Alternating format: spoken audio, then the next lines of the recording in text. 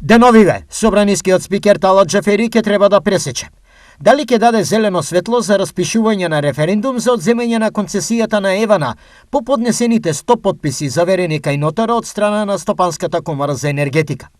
Од друга страна, зошто е потребен овој чекор? За да се запазат законските постапки за собирање на потписи, мораше 100 потписи да се достава до собрание, каде што спикерот Талат Џафери треба да го разгледа барањето и со тоа да отпочне референдум или национализирање на Евана и враќање во државна сопственост, што е нашето барање. Доколку се добија очекуваниот позитивен одговор, Манасков дополнува. На 29 ноември секоја година Стопанската комора веќе ќе му дојде 7 година, затоа што 2 години ради ковидот не организиравме меѓународни конференции. Сега ќе организираме меѓународна конференција истиот датум 29 ноември и при тоа ќе биде известена цела јавност за масовно собирање на потписите преку државна